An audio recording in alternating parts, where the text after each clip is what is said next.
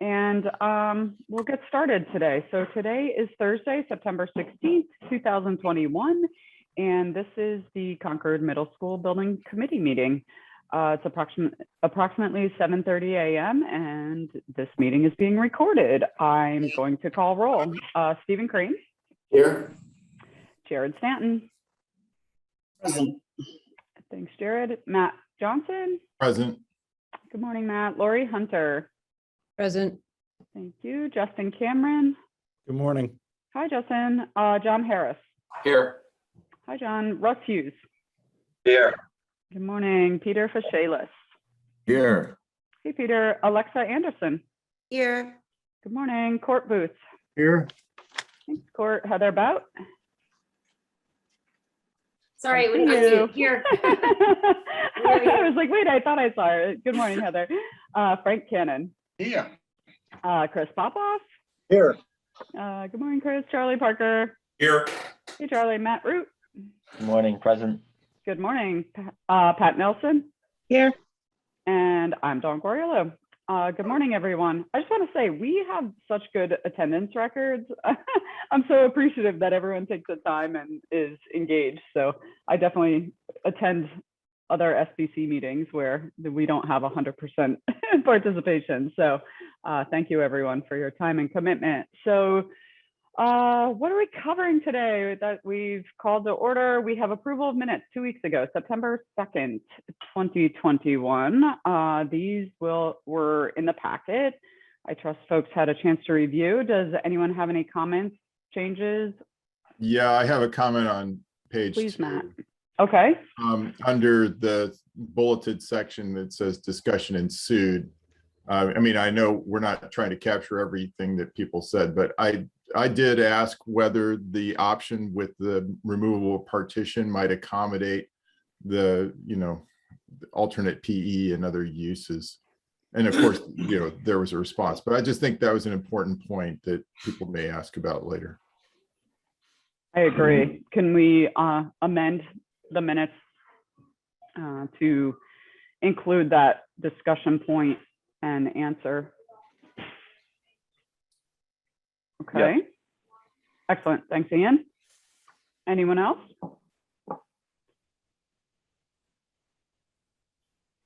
If not, I would entertain a motion anyone might have. Yeah, move to approve the minutes of September 2nd as amended. Excellent. Thanks, Matt. We have a motion. I'll second that. Excellent. Thank you, Stephen. We have a motion and a second. Any further discussion? Hearing none, I will call for a vote. Stephen Crane. Aye. Thank you, Stephen. Jared Stanton. Yes. Matt Johnson. Aye. Lori. Yes. Justin. Yes. John Harris. Yes. Russ. Yes. Thank you. Peter Fashalis. Yes. Alexa Anderson. Yep. Court. Yes. Heather. Yes. Sorry, I'm having trouble with the mute button. I was going to give you a hard time and I was like, no, I've been there. I was trying, really. Totally been there. Frank. Yes. Chris. Yes. Charlie Parker. Yes. Matt Root. Yes. Pat. Yes. And I'm a yes. Great. Thank you, everyone. So moving on to correspondence. Heather. Yes, I won't even mute myself now, so I don't have to unmute. Just a quick correspondence report. We just had 3 emails, 2 from the public about the design, 1 about the gym size discussion that we had last time, just with follow-up thoughts, 1 about air intake input, and the 3rd email just as a reminder to us, and I will make it a reminder to the community, that Monday evening, the select board is having a meeting to discuss funding options for this middle school project. So we are all invited and we're hoping that this group can all be there. And the public is invited as well. Heather, I was going to make the point, we actually called for that to be an official meeting, I believe. Lori and I had some conversation about that yesterday so that we can all attend. And it's, I know that there are a few committees in town that have done that so that, you know, if we have a quorum, it's an official meeting. So just so everyone knows and is free to participate, and please join us. Okay, perfect. We'll do that. And then Terry Ackerman, the select board chair, also just reached out to me to ask us to help promote it. So it's something that they're hoping that the public will attend and participate in. So we'll make this a public announcement here, and I have to follow up with her, but we will add it to our announcements, and maybe we can help them promote it to the public. Great. I think we just missed the PTG. They usually go out. I just got the Alcott one. Yeah, That they would have got been Thursday. awesome. I would have had to have known that by Monday or Tuesday, and I just I'm just realizing I saw it in my inbox, and I was like, oh, Yeah. that would have been a great opportunity to reach out to all the different, you know, school communities. But I Exactly. suppose there's other avenues to do that with email Yes, before so Monday. we'll do some email and social media posts and try to help get the word out. Great. And that's it for correspondence. And just in case anybody's like, we are going to plan a communication subcommittee meeting soon. I don't have a date yet. So just in case anybody's wondering, you'll hear about one soon. Great. All right. So that's all we had listed as business. So I guess I'd hold any new business until further in the agenda. I'm sorry, that was correspondence. Bear with me. All right, on to business. We're going to talk about town meeting and the ballot timing. Hence, those of us who were on when Carmen joined us, her ears are perking up now that we're getting closer to, you know, looking forward to a special town meeting and a ballot timing. I guess I'm going to look to our professionals and/or Stephen Crane to sort of preface this. I think previously we had talked about a December potential date, and I think there was some concern on the part of some leadership and members that with the holidays upon us in December, that may not be ideal. So the discussion moved to a potential January. So is anyone prepared to talk to this? I saw a draft of a schedule and what that might look like, Ian. I'm not sure if that's an appropriate time to share some of that and talk about it. And Stephen, I'm gonna look to you for any vetting from a town perspective, but anyone? Yeah, I'm happy to share the schedule now if you think it's appropriate. It's a little later in the presentation, but just let me know. Okay. So if I can just give a bit of background. So we did meet to discuss possible dates. Picking dates for town meetings and elections is always a little bit challenging. There's a lot happening. There's holidays, there's availability at school, there's, you know, and then we still have mask advisories for now that could turn into mask mandates depending on how the public health situation unfolds. So there's some logistical complexity to that. So we did review with the clerk, you know, we thought would be a good schedule to propose that Ian will give. The moderator is also here, I see. And so I don't know, I would also defer to her in terms of what she looks for scheduling. But generally, we wanted to make sure that we had a town meeting time that accommodated, you know, the logistics and there are some statutory timelines in terms of, you know, the warrant has to be open for 10 days and, you know, when can the select board open it, when does it close, and sequencing the number of meetings that go into it. So I don't know if Carmen, you wanted to expound upon that. No, there's a typical calendar that in Concord anyway involves having a pre-town meeting hearing and that would, I assume here be presided over by either the Finance Committee or the Finance Committee jointly with the Select Board. And that would be, notwithstanding all the public hearings you've already had, it would be a public hearing on this specific warrant article, and would be an opportunity to vet the presentation that you would have prepared for town meeting and get any feedback from the public to refine that for town meeting. and get advance warning of any issues that are going to come up at town meeting. They will more than likely come up at the hearing. So it's good to be on top of those. So that'll be up to the select board to figure out when to schedule that, when to open and close the warrant, when to schedule that pre-meeting hearing. And then, of course, various boards, including the Finance Committee and the Select Board, will take votes on their recommendations to town meeting on the article that will be presented. Just as Stephen mentions, we potentially could face some challenging logistics, since we are, as much as we had hoped we'd be out of the woods on the pandemic, we are most clearly not. So we could end up with something creative and interesting, like multiple indoor locations with different deputy and assistant moderators presiding and having them all hooked up by Zoom. But that's a technical conversation for me to have with Stephen and town staff. But it could be interesting. And Laurie, we may come to you asking for some of your pre-wired spaces to help us out with that.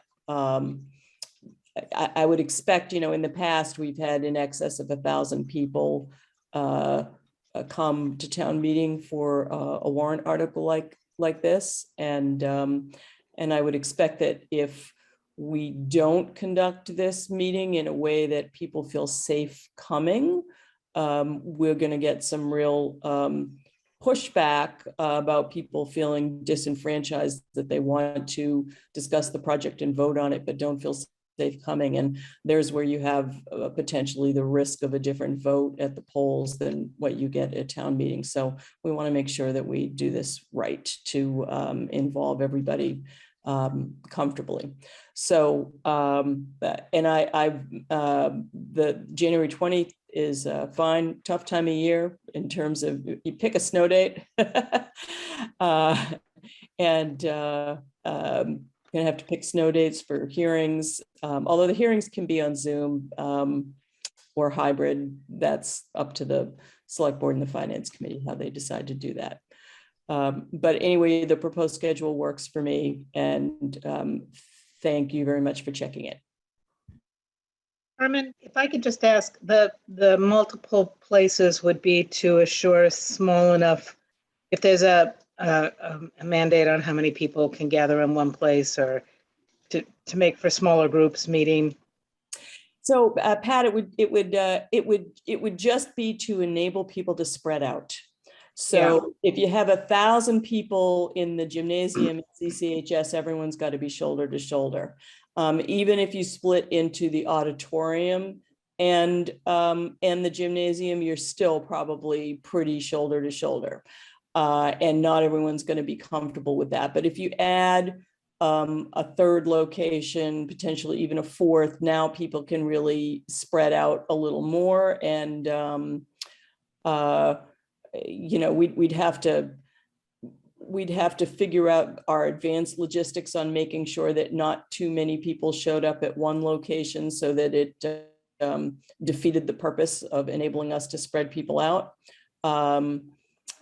I'm not sure how we're going to do that, but it'd be something to think about.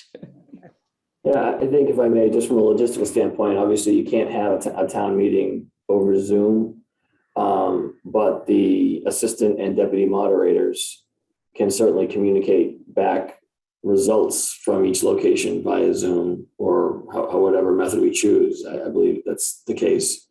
And so we could use the technology to have multiple location voting, legislative sessions. So it would be a lot to figure out to keep people 6 feet apart, or requiring masks. But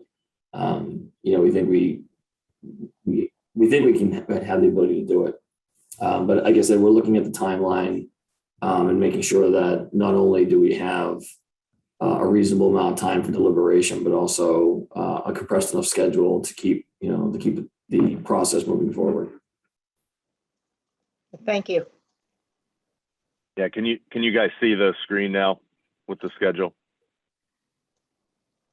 This is We can, Ian. Yep. Yeah, okay, good. So this is just an update here, and I'm just zeroing in on the kind of where we're at in the process in relation to the town process as well. So we're currently obviously in schematic design, making our way towards the tail end here, and we've got an estimating process coming up in October. Once we have the estimates in hand and reconciled, we will put them in front of the committee for review and approval. And once we have a good handle on schematic design and cost, that's kind of when we wanted to start the town process here, which is earmarked in, third week in November through February. As mentioned before, just looking at placeholder for a special town meeting, January 20th, 2022, and then special town election 10 days thereafter, February 2nd. So again, these are placeholders that we think fits better with where we're at in the process with schematic design. So I'll go over the full schedule later. And I think the idea is that we didn't want to be right up against the end of schematic design, so that we had time to share information, get out to the community, have the community be able to ask questions and have a full understanding of our process and our project, so that they can go into the special town meeting and special town election fully informed as best they can, and have feel like their questions were answered. And so despite being transparent along the way and all of our meetings being public, there will be people that will join in later in the process and want to understand where we are. So that we felt like gave us, November and December and into January to be able to get out to all the different town constituents and groups to share where we are and what's going on with the project. Which will mean Heather and Alexa get busy and all of us, right? But communication's very much so Ready. critical. You're ready. Does anyone have any questions or any feedback or any concerns? I know that the week prior to the 20th, Carmen is not available as far as a moderator role, and we want to be sensitive to her schedule as well. So I shared the. If I might interject, it's not an ideal week, but if that is the week that works the best, I will make it work. But okay. Thank you, Carmen. I was trying to be sensitive to your other obligations. Absolutely. Thanks. Well, from a communication standpoint, I would rather have the 20th than the week before anyway. I think it just, after the winter break, people come back. It's probably, the 6th or 7th by the time they're actually kind of engaging in life again. And I think it works better to have a couple of weeks there before the town meeting. So that's my vote. But I like it. Great. Thank you for that feedback, Heather. Any other feedback or questions? Can we just talk on how this process works? Stephen, it needs to be a recommendation to the select board from this committee? Yeah, I don't know, Matt, if you have a thought on this, but I think it would be helpful for the committee to, either vote or at least have consensus on a schedule, and we can either, the board can take a vote and make a formal recommendation, or Matt and I can report back to the select board on what the consensus is. Yeah, so, it's the select board's responsibility to set the dates, but clearly we don't have all of the context to be able to set a feasible date, right? So this committee knows the schedule is taking place and can give us feasible dates. And especially, in consultation with the town moderator, we can take into account all of the typical conflicts like holidays and the like at the same time here, so that it's not just taking schedule into account, but looking at all the factors, right? So I think this discussion is crucial. And I suspect that the select board, given a set of dates, unless somebody just thinks of something that no one else realized, will just say, yep, that's good, thanks. And just so everyone knows, Pat and I have communicated with Terry Ackerman, the chair of the select board, as recently as yesterday. And she was included in the conversation that I had with Carmen and Terry, just saying kind of preliminarily, here's what we're thinking, the 20th and February 2nd, January 20th, February 2nd. I said, obviously, it's going to be a discussion tomorrow amongst our group, and that's subject to change. And this is a draft. And Terry was very clear that there's no rush on the select board. Like, they want us to vet the dates, be comfortable with them, know that our team is, you know, everyone's on board with that. And then they would, you know, work on their end to make those dates happen for us, unless there's, as Matt mentioned, any, you know, any red flags. But she was clear to say that there's not a rush on their part. They want us to be completely comfortable and to know that these are in fact the dates that we want to move forward with. So yeah, and we do, of course, need to make sure that we meet the legal notice requirements and all, but I don't think we're up against that quite yet. yes, thank you.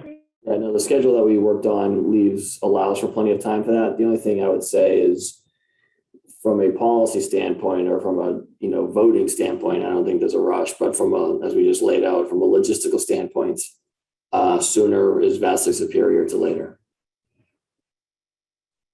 Agreed. And just so others know, I mean, I'm, you know, fielding questions at soccer games these days, like standing on the Sanborn field saying, is there still a middle school project? Where is that happening? I'm like, I actually have an answer to that, but it'd be nice to be able to say, here, you know, I said, here's the update. And then the timing of the town meeting and the ballot, it'd be nice to put that on people's calendars, right? So that they know we're moving towards something. So from a, you know, general communication, just fellow parents on the field or, you know, wherever, the basketball court, we can start sharing that out. So to get people excited about it. Ian, I would just ask, I'm just going to throw this out there. If the pandemic takes a continued turn for the worse, if there's an inability to hold a town meeting, kind of you know, having some understanding of the impact of, people will ask, why don't you postpone it? Why don't you wait until it's 100% safe?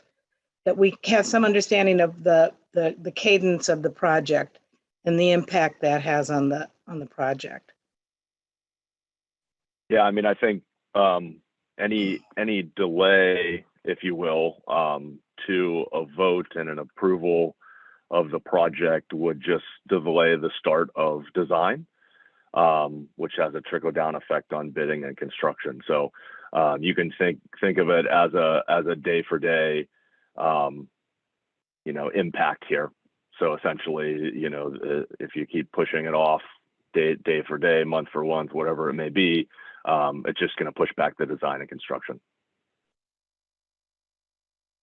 May I? Yes, I was just going to call on you. I thought I saw you raise your hand, Carmen. Yeah.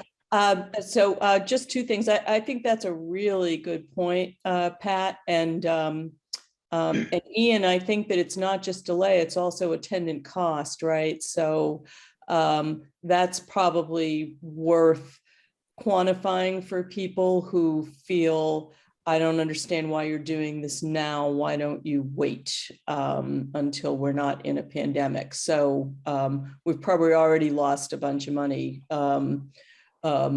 waiting because of the, you know, being disrupted by the pandemic, but it is what it is.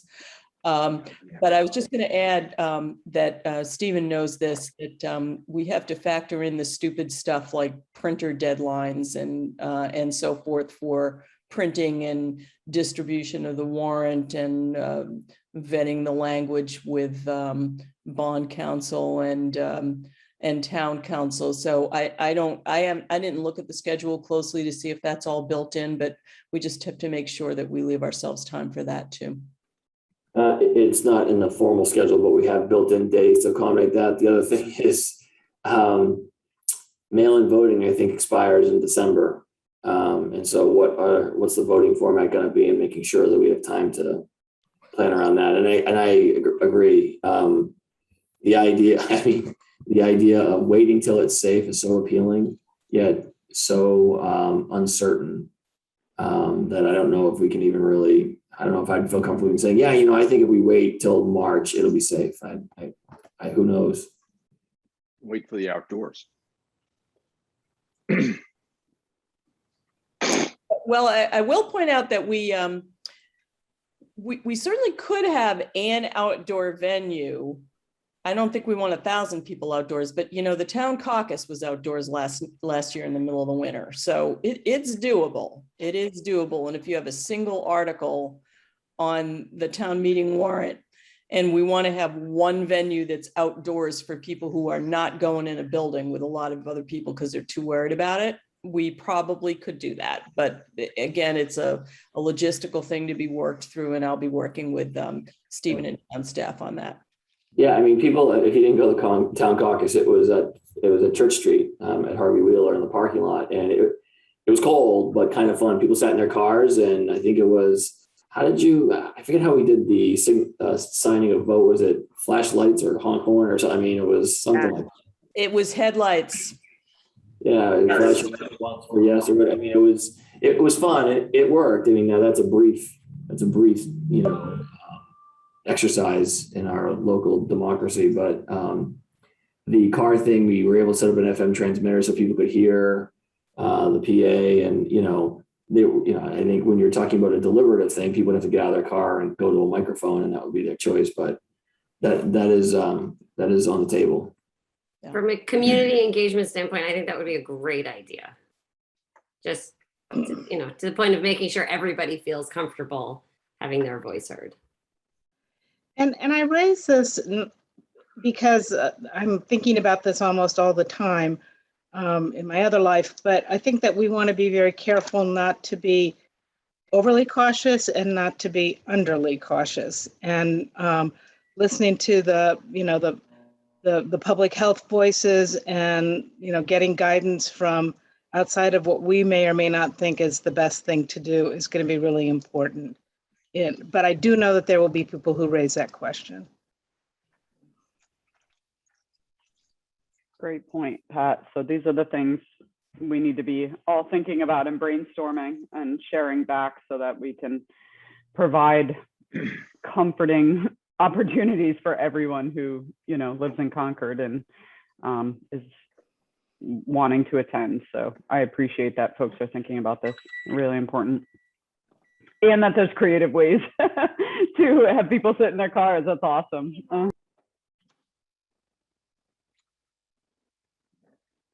Okay, so is there anything else related to this? How do we want to move forward with this? Chris's I hand is think up. Chris Dawn. has his hand up. Oh, I'm sorry. Hi, Chris. Please. Hi there. Hi, good morning. Good morning. A couple things to keep in mind on scheduling. One is it would be helpful for the committee to know more about attendant costs that Ian suggested with delays. For example, what really is realistic on adding a few weeks to special town meeting, or a month and a half, and how that plays out. And I'm also, just from what I'm hearing about the very logistical challenges, sounds like maybe extra time would help clarify the logistics and get better turnout and better communication and so forth. Thanks. Thank Yeah, you. I'm happy to Chris. talk about escalation assumptions. We've reported on this before, but essentially we're carrying 4% per year for escalation. So basically a percent per quarter. And right now we're right on the cusp. This is for bid time in 2023. And so we're right on the cusp of 8 and 9%. What I'm showing on the schedule update is 9% as a result of bids coming back in April of 2023. So, again, time is of the essence, and it continues to draw out that escalation over the months.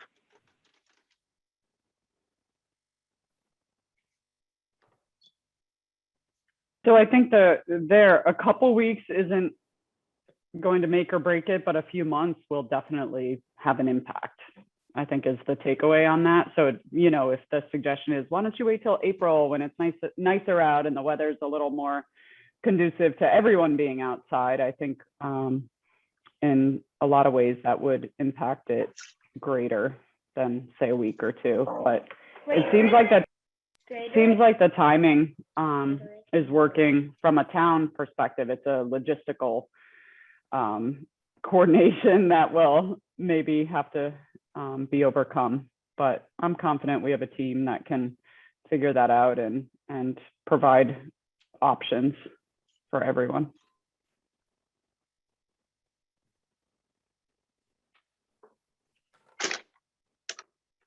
Lori, were you going to say something a minute ago?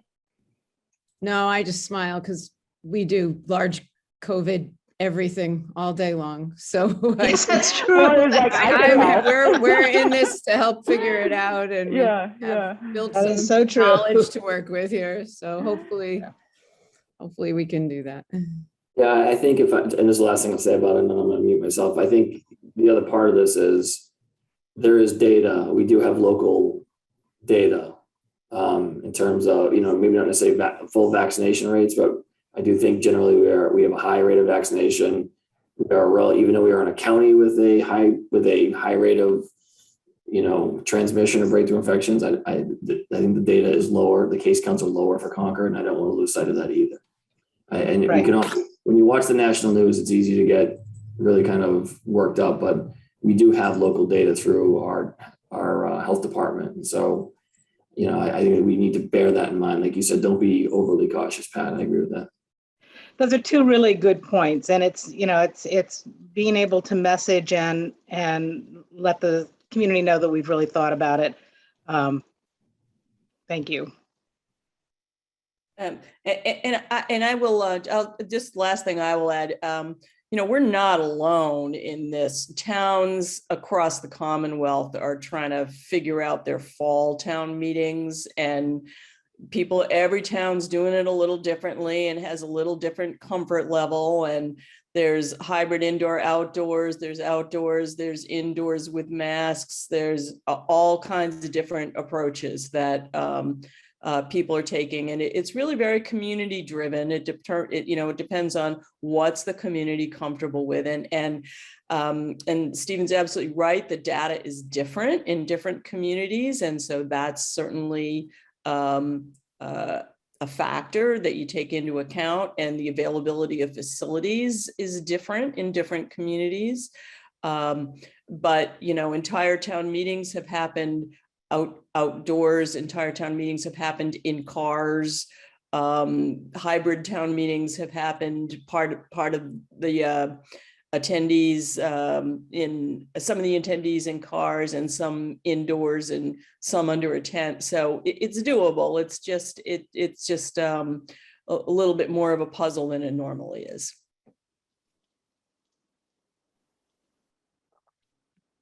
Thank you, Carmen. And I think that if anyone hears of anything creative, I'll try to talk to my coworkers and professionals. And I know there are a lot of votes happening this fall in other communities. So I'll be curious to hear what some of their solutions and creativity, you know, as far as around the town meeting in particular, and share any of that information I hear back. So.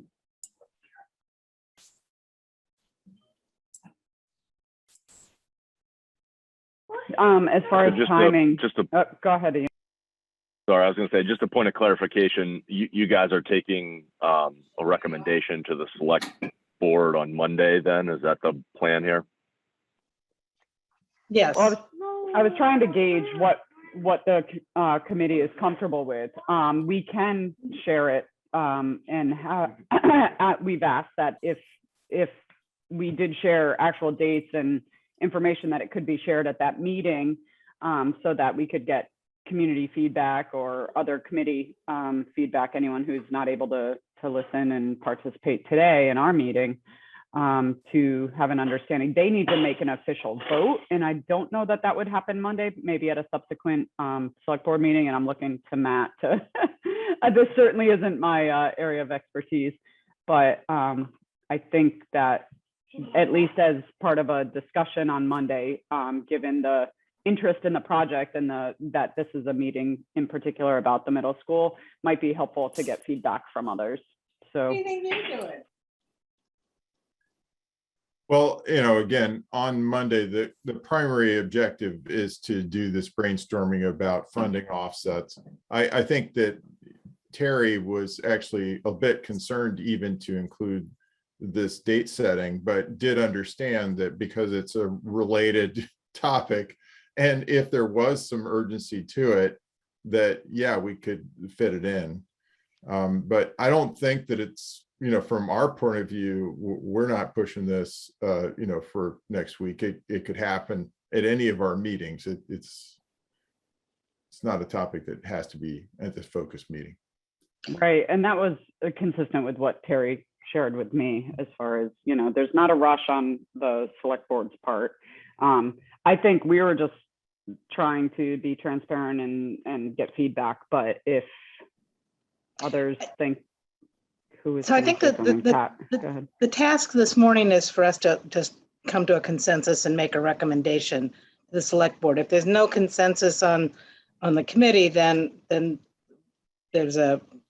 have to think about something else. But I don't think we need to vote on it. I may be wrong, but I think we just need to go to give the select board something to work with, and then it's in their ballpark.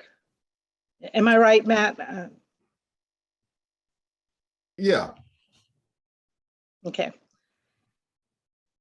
So I'm wondering, I guess I would like to hear if anybody else is uncomfortable with that date, or at least making that recommendation to the select board. Pat, I think that as long as it affords us the time to do the outreach, the dates can work. I'd also note that the select board will be needing to call an election for a school committee vacancy as well. Not related to this, but they'll bear that in mind, I'm sure. I'm just wondering, Court, just whether that election will have to be on a different date or not. Could it be deferred until that February timeframe and combined, or is that too late? Yeah, I think we need to turn to the town bylaws for that. I didn't see a date specific in school committee policies in that regard, so I don't know offhand. Yeah, I asked the clerk Kari to that exact question, and she did reach out to the state elections office. They're kind of tied up with I guess they're working on the Boston primary, mayoral primary, but we have asked that question and we'll have an answer in the near term. And I guess, I don't want to be counter to the idea that there's not a rush, but I think the suggestion was to put it on for the 20th because thematically it fit with the bigger discussion about the financing of middle school. And we are getting near the end of schematic design, and we do need to pick dates for all these things. So while it's not necessarily a rush, I do think it benefits the project to nail this stuff down so we can plan off of those dates and plan the outreach and everything else. So I guess what I'm saying is I don't know how much further down the road we could, kick this proverbial can. I think our thought was just let's get an agreement and nail it down. I would second that from a planning perspective. It's just an awful lot of planning to pull this off.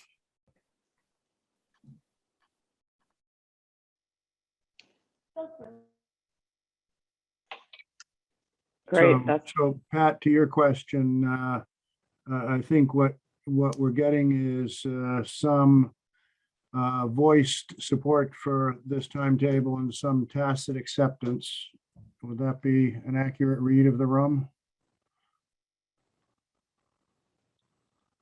I'm seeing thumbs up and heads nodding, so. And I'm not hearing any nays, so Okay. I think we could go ahead and make that recommendation to the select board. Okay, great.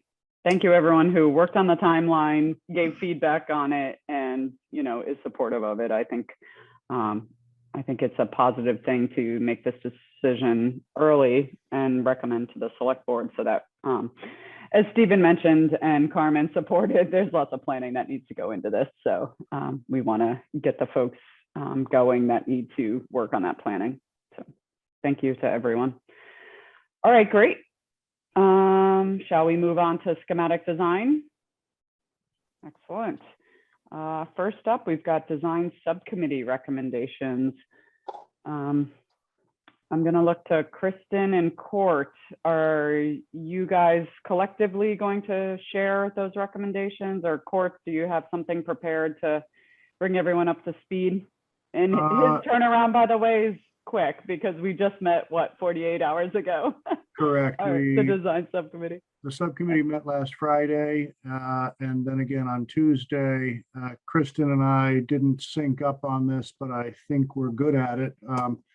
I'll give my overview, and then Kristen, perhaps you can go through a few very selected slides that would enhance everybody's understanding of what I'm going to mention. Does that sound okay? Sounds good. On Friday, we effectively pulled back and asked some questions that have been in discussion, and we wanted to bring them a little further toward any possible resolution. We asked for SMMA to examine the bridge concept, now the entrance, to look at possible consolidation and whether that would have any impact around cost, around energy, around traffic flow, around building utility. And SMMA did so and was unable to make any argument for reconsideration at this time. We looked at the World Language Bank of Rooms and asked, could those 5 rooms be moved to the academic side of the facility in the interest of, if you will, squaring it off, plugging some of the holes and gaps that might produce some efficiencies. And there, in SMMA's opinion, there was not a case to be made for that.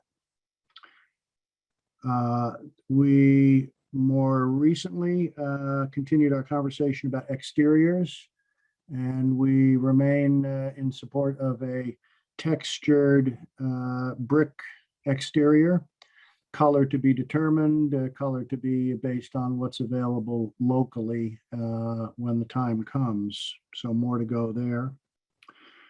We have an ongoing discussion and debate about where we would have on the interior open ceiling, exposed ceiling, and where we would not. But we're moving along on that with the idea that, no surprise here, that classrooms would primarily have closed ceilings, ceiling tiles, and areas like the gymnasium and the halls might have open ceilings exposed. We looked at some concepts through photos around the team commons. I would consider that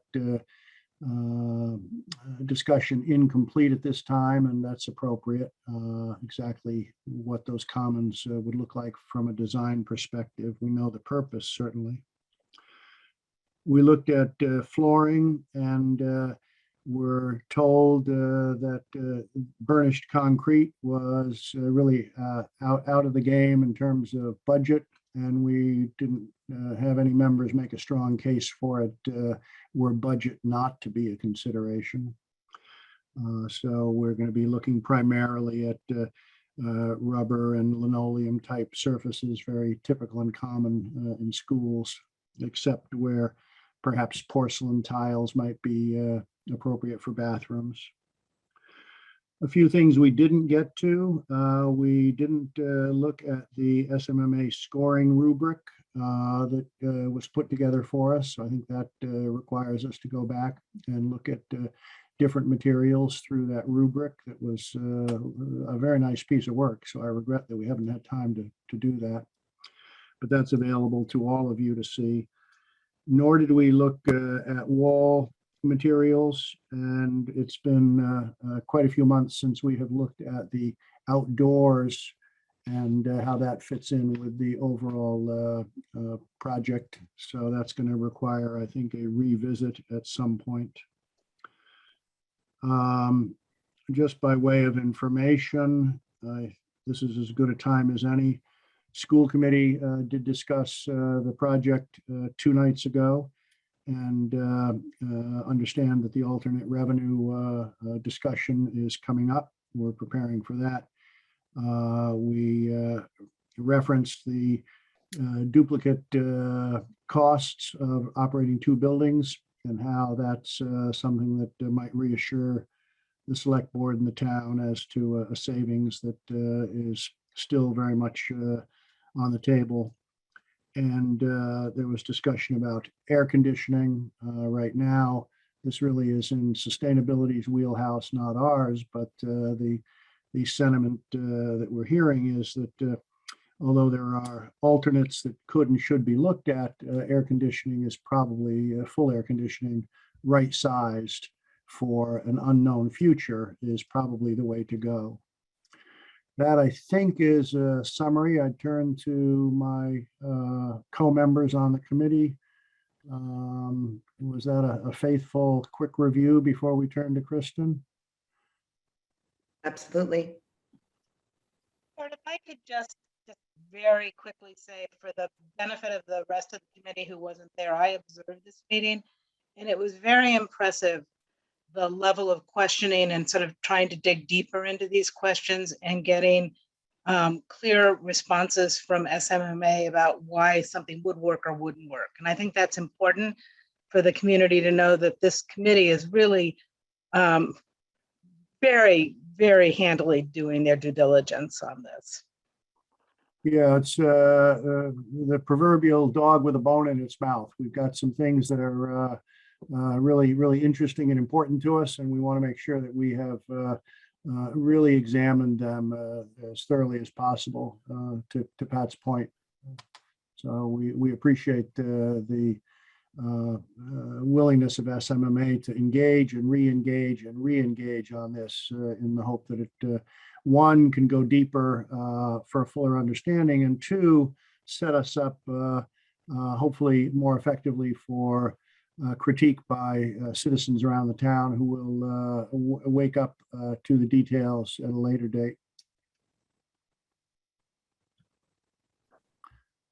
Kristen, if I may, I think you've got a very select few slides that I think are going to enhance everybody's understanding of some of the items that I've just discussed.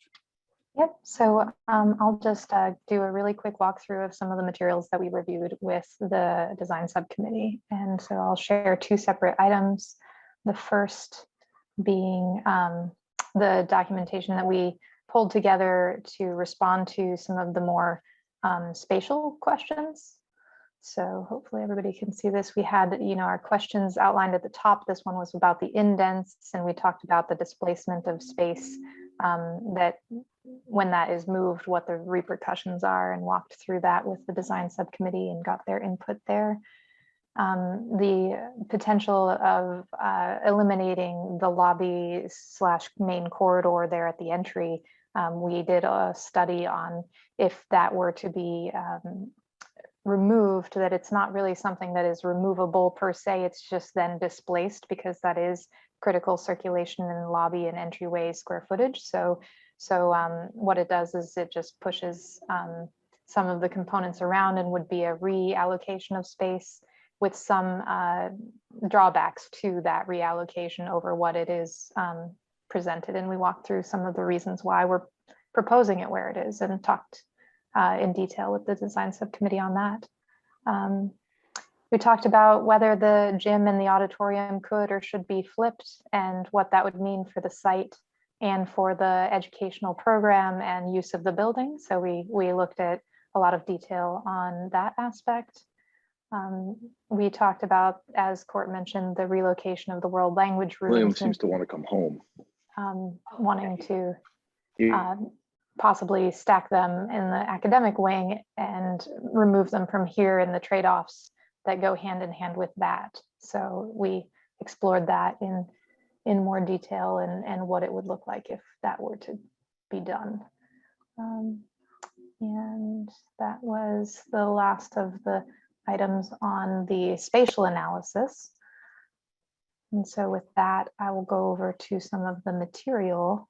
Before you go there, very quickly, what you and I didn't mention is, and this is perhaps more minor, there was a cantilever and overhang that we might pull in because we couldn't make a strong case for that overhang in the center of the facility. And right there where the cursor is. And we discussed and have not made any conclusions nor heard from SMMA further on the potential wisdom of squaring off the media center. Again, relatively minor compared to some of these other items that we've been talking about. Court, before we move on, this is Charlie. Just a quick one. We also raised the issue of the various laboratories and, other facility requirements, indirect requirements in the public wing as a piece of unfinished business. And then more generally, the question of where we stand and where we will be on indirect space overall relative to what we have, outlined in the space plan. So I think those are unfinished items that we should make sure are on the list. Thank you. You're absolutely correct. Charlie's referencing in particular a question that came in as to whether the public bathrooms to serve the auditorium and gymnasium would be sufficient. Just what are they going to look like? Not that we need to know now, but we're going to need to know. And then that 1.5 grossing factor, is it indeed going to land at 1.5, or might we come in a bit under that and accrue some savings there? TBA on that one as well. Great. I think it's important to just also note that Dawn weighed in with her experience and said that very seldom does the grossing factor change very much. And we did note that even a small amount could be significant, but in her experience, it was very, very close to what the 1.5 was. Yes, and the MSBA target, not a guideline, a target is what, 1.46. So we're talking about fractions here. All right, thank you. Kristen, back to you. Great. So these are, again, just what was made available to you all in the packet in advance was the full design subcommittee slide deck so that you can see all the background, including the rubric that Court was discussing. But I'm just going to go through some of the highlights, which a refresher on the site plan. As Court mentioned, we haven't done any more updates to this. I mean, we've been working in the background on, as we've been changing the outline of the building, that's going to be integrated so that we have a site plan for estimating, but it doesn't substantially change from this organizational layout. So the important thing that we've been wanting to make sure that everyone's aware of, similar to the grossing factor, is that at the SD phase, you're at a higher level of detail. So our objective is to create the cost placeholders in the sense of, I think the committees have discussed the exact design of the canopy, for example, and that can be developed during subsequent design phases. Our goal is to have a cost placeholder for the canopy. So similarly, we just need to make sure that our site plan and all of our material selections represent a good distribution of materials for estimating.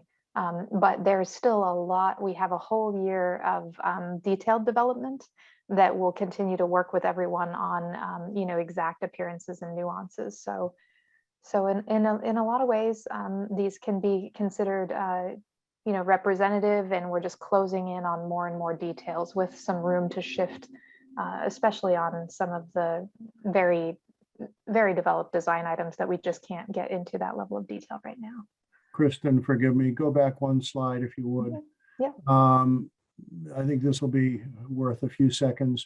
It came up at school committee, the question, are the fields as proposed a one-for-one duplicate of what we have now on the Sanborn site. And our answer was, yes, we think so. That it's we don't have Mike in the room, but it's effectively a 1-for-1, is it not?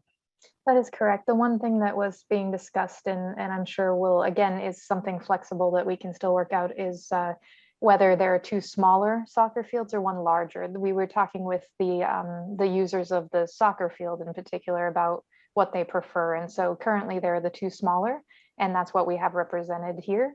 But there may be the opportunity to go to 1 larger if that's a better program fit. But again, we have the space allocated and the program, and that can still be sorted out in more detail. Thank you. So, yep, so no major change to the site plans, but you will in our October meeting see an updated site plan, as that will be our presentation of everything that's going into that SD estimating submission. So that'll show kind of the filled in piece right here that's not being represented, for example. The only major change continues to be based on the last, the prior design subcommittee meeting and CMSBC meetings, the approach of going to a single slope auditorium. So that's now been integrated with the plan, and the resulting shifts to the adjacent areas. The conversation regarding the toilet rooms, we can certainly continue to have, but we are we have placeholders for the toilet rooms at this time, and they're based on the fixture counts that are required for the building based on code. And the detailed development of those does occur in a later stage, but we do make sure that they are sized and distributed in accordance with code during the SD plan development. So this is actually the location of the toilet rooms for this public wing area, and not including, there's also the locker rooms that have some toilet facilities as well, and single user restrooms as needed, again, based on code and our experience with K-12 design. No major changes here. Again, just trying to continue to advance the floor plans reflecting the decisions that are made as we go. And as Court and Charlie mentioned, we are looking at this overhang in particular. We do believe that in early design development, we can continue to massage this to eliminate the overhang. And just have a different arrangement here that still meets the program requirements, but does have no overhang at this point. So that is definitely on our radar to continue to work on. And we see, go back one, bring your cursor to the fill-in sped room in that notch on the south side. Oh, yep. That's where you see a rendering different than the previous slide, where we've got a bit of that now occupied. Right. So then, as discussed, we just wanted to again bring back the selection of the grain pattern as the preferred approach to the building exterior brick aesthetic. And so these are just some renderings and an elevation of what that could look like. We will continue to look at colors of that and shades and tones. For now, we are going to be representing it with this color. It does not change cost to make adjustments to color. And then a closer rendering of the current grain pattern and the massing so that everyone can see. This move of the windows was made as a result of an earlier design subcommittee and CMSBC meeting from the west side to the north for that indirect northern light. Main entrance in alignment with the bus drop-off area. Another perspective looking now down toward the academic wing, where we're really wanting that connection to nature and showing the fact that the parking is really oriented toward the public shared use areas with the community, and the classroom wing in a more quiet setting with the fields and all pivoting around this major lobby connection point and circulation artery with the vertical and horizontal circulation right next to your main entrance. a representation of what the space that is currently kind of a natural recess in the site. There's a kind of a drainage place that we've been talking about that the two wings straddle. And we've been discussing using that as a very natural amphitheater-like space that will, of course, we will make sure that there is accessibility, ADA accommodations here so that there's always equal opportunity. But this is just one rendering of what that space could look like and how it could be used as that seated amphitheater area. Segueing to the interior materials, again, we're targeting conscious to the project budget, sustainability, and long-term building maintenance. This is just something we do as due diligence as part of all of our projects, and then fold in any of the local community's preferences for tying it into Concord and what other priorities that the town may have. We make sure that that interior palette relates to the exterior design so that you don't feel like, again, you're leaving something in one place and going to another. So we make sure that we're proposing a palette that connects to how the exterior design develops. The way the patterning and the materials will also serve a dual purpose of wayfinding and movement. So a lot of times the floor patterning will kind of passively bring you through the building, point you to main circulation areas. In the case of the team commons, it may delineate, the corridor way from where the team commons is more of an isolated eddy. And then also we do make sure that we're using neutral palettes with accent colors. We think that's helpful in making sure that you have a timeless facility and color selection. And also this is very, very helpful for anyone who has a visual impairment or any visual demands that bright colors can create very unsettling reactions. So we make sure to coordinate that with making sure it's pleasant for all users of the building. Just from, again, a recount of what some of the priorities are for those interior materials, including acoustics that we continue to review throughout the project, low emitting materials, all of the sustainability performance goals are accounted for in everything that we select and proposed. We make sure that it's not efficient to use a lot of small areas of materials, but rather it's helpful to stay consistent, to buy larger quantities. And so we're sensitive to that, to not scatter a bunch of different types of materials throughout the building, because that can affect costs.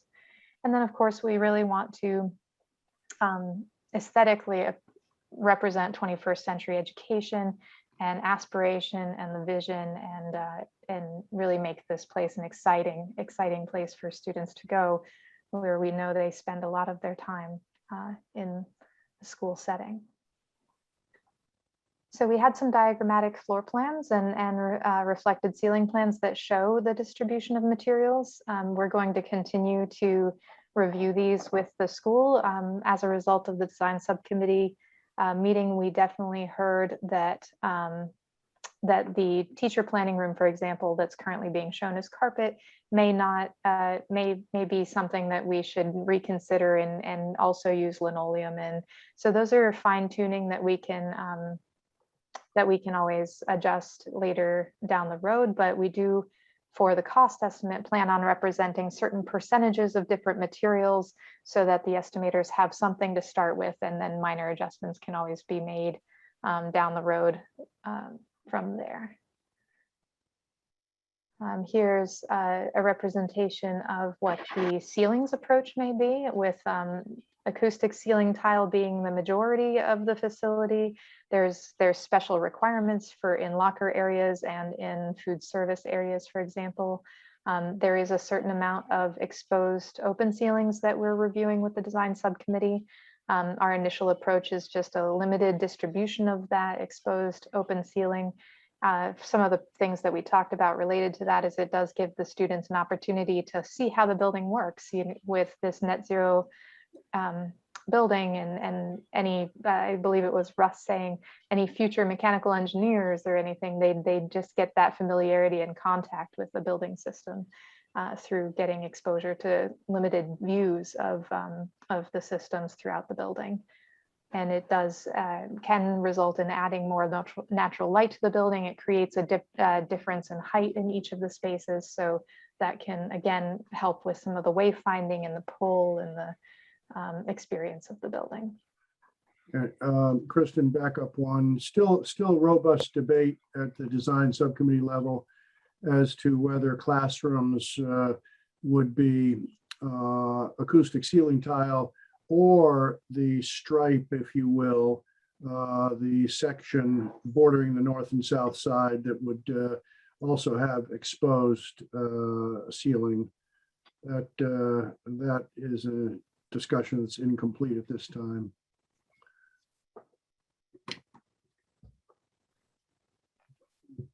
Continuing on with wall materials, again, what we've proposed in this layout is just a very responsible and very common blend of materials for tile to protect walls where there are high traffic areas, select areas for maybe wall graphics where we know we want to really represent Concord and have some of that. There's a history of Concord and that the committee I know is interested in representing. So we have placeholders for those wall materials throughout the plan that, again, based on our experience, is a good and correct distribution for an SD level of estimating. And again, in design development, we'll be doing a lot of deeper dives on this, and there's room to massage the development of the wall material coverage throughout. And we do have from the Ewing Cole team did an amazing job, I'll have to say, in showing us some different views of what these interior spaces can look like, including some different scenarios of how it may manifest itself with a wood look ceiling in very select areas, because that is, you want to choose some very special places within the building to create that warmth. And then the corridor, this view right now is actually, this is your main entrance right here, looking into the lobby area, where the first place that all community users and students would be spilling into, presumably, for when the entire building is in use. And then the circulation above in the connector is a double height space, again, to let more light in. There's a lot of traffic in this space, and so creating that double height will really give this feeling of more space and loftiness when 700 students are spilling into the building at arrival and dismissal. Here's just another example of different ceiling type approaches that could be taken that we can explore more in design development. This is a look at the cafeteria space with reflecting some of those material approaches. One thing that you're seeing here is that in cafeterias in K-12 projects, we frequently propose a myriad of different seating types and settings, because some students like to be kind of part of the bustle and part of the show in the larger spaces. Some students really don't feel comfortable in a large area and vast areas. So we do very typically provide different settings where students who need a little bit more privacy or protection can feel very comfortable having their lunch, but still be connected with their grade level peers. And another view of the seating area in the cafeteria. And this is just one example of the development of the team common. Here you can see the classrooms. This is one team common with one classroom pod, and just the classrooms off of the pod itself. What we've been talking about with the school department is kind of a bar height area where students can break out and work on their laptops, and then come rejoin the larger class, or we can have a larger group setting here, The walls we've been discussing, we're having a placeholder for operable walls so that again, we can collect the whole grade in that team common. So this is just a representation of all of the input that we've received to date, including the small group rooms and the main circulation here.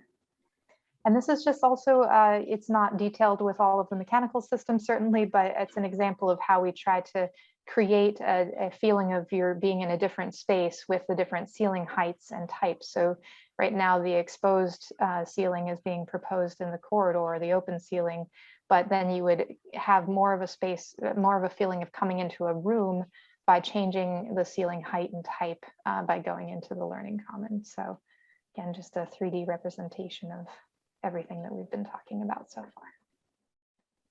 So I'm going to pause on that right now before we go into our next agenda item, which is a preview of life cycle cost analysis.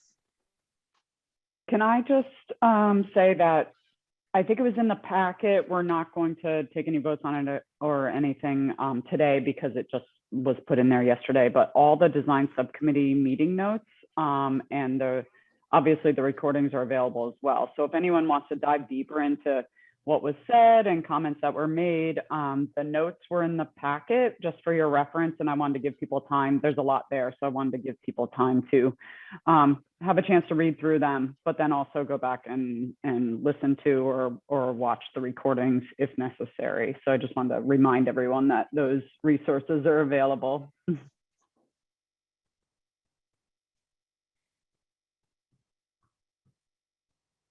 Does anyone have any questions, comments? Matt has his hand up. Who does? John Johnson. I wish it showed it. I was joking with him last time. I can never see his virtual hand because his background is a similar color. So thank you for color of the hand. Yeah, it's like it blends in. I can't change the color of my bookcase. No worries. Thank you, Heather, for letting me know. Matt, please. Just two quick comments. One on the exterior, the putting the name on the side of the building in big letters, that's against the town's sign bylaw. And we don't really have any precedent for labeling buildings like that. I think I would just remove it.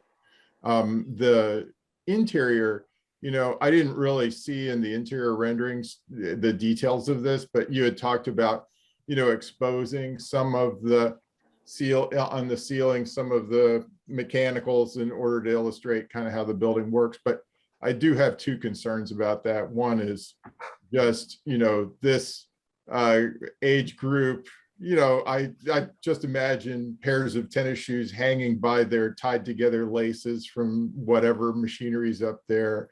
Also see it as a potential dust and dirt magnet and maintenance trouble. So while it's a kind of a cool concept, I'm a little concerned about it.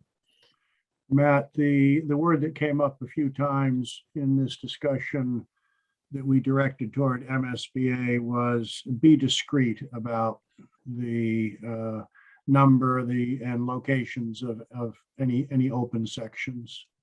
Yeah. So I think you're on to some of our concerns. Oh, and then I did have a third thing about the exterior is that at the risk of being accused of mimicking the Ivy League, when we have big face sections that don't have windows, is there some way to use vines or something else to give a more natural look without, having to create new materials, use wood, whatever? We could use wood by having real growing plants, something that would give less of a monolithic, again, I'm not so concerned about monoliths, but I do think of that natural look and feel. That's one easy way potentially to accommodate it. Good. Can I jump in too? I first want to respond to what Matt just said. The last one, I love that idea of like trees and vines on the building and everything. So I was going to clap for you on that one. And then on the exposed ceiling thing, I had similar concerns too. And maybe someone can help me. I don't remember where it was. And one of the buildings that we toured, we saw some of that in a way that made it seem realistic and not in a way that looked like it was an invitation to sneakers hanging. So I don't remember where that was or if anybody else does. But I echo the concerns, but also love the idea of some visual representation of what's going on up there, if it's realistic and able to be maintained and all that. So I don't know, just those thoughts. And then the other thing I was going to say before Matt even started was just that this is so exciting. Like some of those visuals, and I've made it to some of the design meetings, but not all. And some of these are just so fun to see. And the team commons breakout area, to really start to put a visual around what it could look like and feel like for students. I just have to say, it's really exciting. And this is great stuff that we're looking at today. So thank you. Hey, Heather, it's Russ. Yeah, I believe we saw the exposed ceilings at the Beverly Middle School. Yeah, I guess I like Beverly. I keep pointing to things. And I don't know, I'm just a proponent of it because of all the maintenance advantages too, you know, long term. So, and you know, there are ways you can whitewash everything, paint it, and there's periodic maintenance that you'd probably have to go through and air clean it, or, you know, for the dust and things like that. So I don't know, it's not a game stopper with me, but it's a nice to have. So you're actually saying, Russ, you're a proponent of it from a maintenance standpoint. It would make maintenance easier versus harder. Correct. Okay, Yep. That's good to know. So.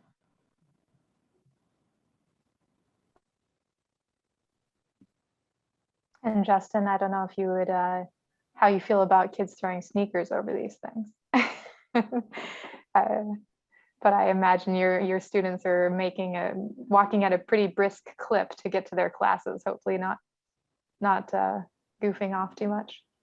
Well, as long as you incorporate things that middle school boys can jump up and hit, you know, maybe in the hallways or something. Maybe we should just build it in so we don't have to keep denying them that. Having a couple of middle school and high school boys, I would second that motion. I only thought of it because I used to be a middle school boy. Yeah, those are great thoughts. And actually we have a lot of experience, and we've seen from other architecture firms as well, really interesting ways to enliven the corridor wall and make it kind of an active piece of the architecture. So I love that idea, and I'd love to explore that more to give them something. Literally bouncing off the walls. Yes. I'm doing it in a pre-K to 2 school I'm working on. I'm giving them like footprints, astronaut footprints and things in the floor that are water jet cut so that they can kind of walk with students and get some of the sensory. So anyway, yeah, that's a younger age group, but I'm sure something appropriate for middle schoolers could be uncovered here. And there's part of it that does have the sensory integration research tied to it, which is why kids will walk down a hallway and kind of drag their finger. That's what we were finding, especially at a young pre-K to 2 age group. There's a lot of sensory discovery and need for that feedback for those students. So yeah, it's interesting. Okay, any other comments on design subcommittee recommendations, feedback, any other concerns? We heard Matt and Heather. Anyone else who's not on the committee? Charlie? Yeah, I assume there is going to be a lot more opportunity to discuss how we're going to approach, for example, the ceilings. We're not trying to decide that today, are we? No, I think again, we look to the design subcommittee to agree that it's a good blend of cost placeholder materials and for the SD estimate. And I believe we received that endorsement at the design subcommittee, just as again, a SD level placeholder approach. And so we'd just be looking for the building committee to support that if court, you feel that was in fact the design subcommittee endorsement.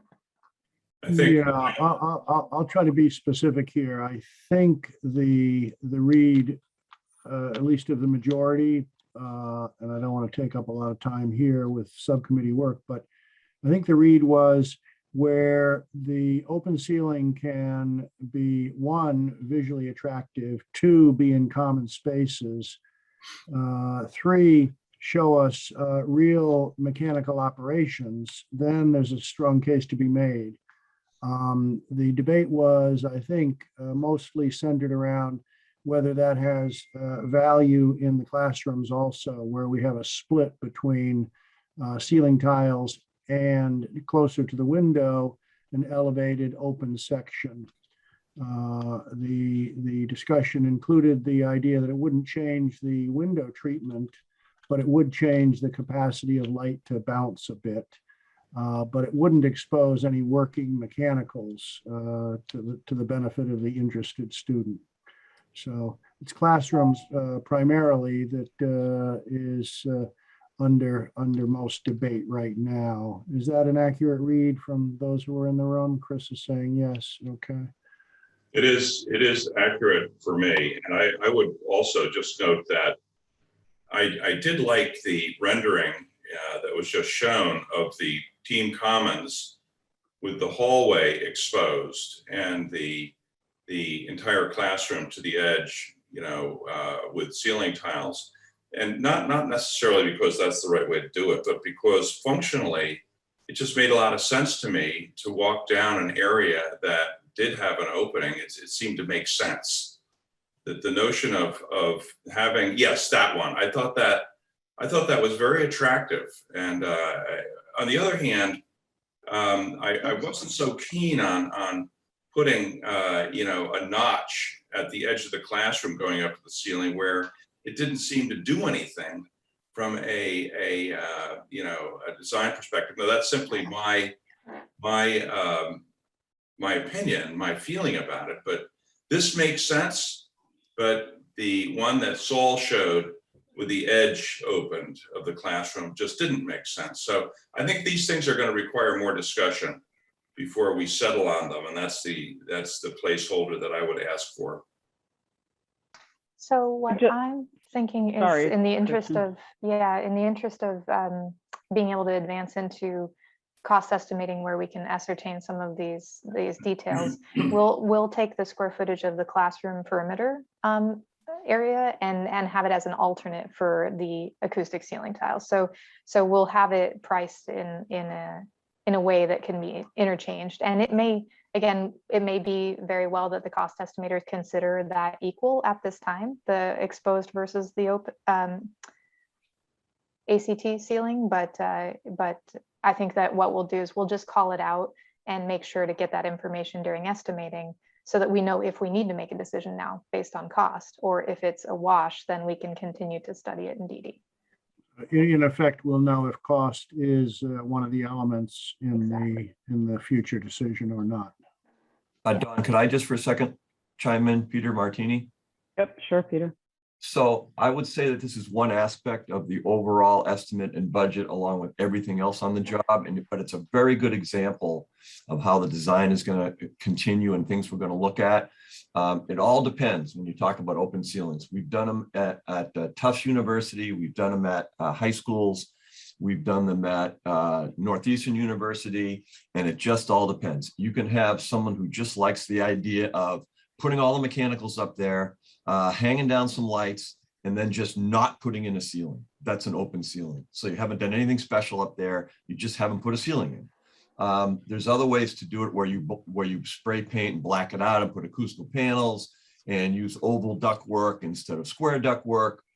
You've got cable trays to handle the cat cable. That's a whole nother sort of open ceiling. So all of this has to go into the discussion, and it's a really good example of an item. That's all. And I think we're at a really good spot right now, just in comparison of other projects on where we are on the overall, and this just fits into the overall with our timing to get a schematic in. Thanks, Peter. I was just going to weigh in and say, for me, if it feels like if you're not going to raise the window head height to draw in more light, I don't necessarily see the benefit in the classrooms. But that's just for me. That's the only time I've done it successfully in a classroom setting versus an ACT that's at either the same height, or sometimes like I have an existing building where the window head height you can't control because it's a historic building, and we kind of have notched out the ceiling for that purpose. But if it's going to notch up and the head height doesn't go any higher, then for me, I don't know. I think I actually think it could be more expensive, but I guess we'll let the cost estimators tell us. It sounds like that's how Kristen. That's exactly right. Dawn, Yep. Dawn, Yeah. that was exactly my comment at the design subcommittee meeting. Okay. So, you know, Yeah. I So totally agree with you. I'm in agreement. Yep. I think that there's an aesthetic concern here in addition to a cost concern. So it's not just what costs less or what costs more. And I doubt there'll be much difference. But, and I quite frankly suspect it would be more expensive to expose it because you've got to turn the corner with the, you know, with the ceiling, you know, in the room. So anyway, I think these are very good discussions and got to continue them before we settle on this. Okay, Kristen's got her marching orders. Yeah, Good. thank you. Yes. So, so then I want to segue to the life cycle cost analysis, which we frequently call LCCA. So people start hearing that used so that we can, you know, save some breath on the life cycle cost analysis every time. So we're going to be doing a deep dive with this on the on Monday's sustainability subcommittee meeting this coming Monday. But we definitely know that there's been a lot of conversation and questions about mechanical systems by the community and the building committee. So we just wanted to kind of give a little introduction to it with the building committee here now in advance of our deep dive with the subcommittee on Monday. Oh. Go. Martine will start us off. Sure. So I won't go into the details of this. That's what we're going to do on Monday, but just bringing your attention here on the three schematic design HVAC system and looking at them within the whole building energy system comprehensive energy analysis. And doing a incremental cost and payback as well as a 50-year life cycle cost analysis. And that's what we're going to review on Monday. Just for today, I want to bring your attention to the EUIs. So we've provided a little bit of a decimal detail here for the EUIs. They all round, you know, they're all hover around the 25 goal. The VRF is at pretty much at 25. We did that so that on Monday we can discuss the fact that the geothermal has a little bit of an, you know, only 0.3 improvement over the sort of the current system that we have in the budget. But the cost to go there is quite high. The incremental cost over what we have in the budget is quite high. And there are constraints as well, which we'll get into a minute, but there are constraints around geothermal. If you could go to the next slide.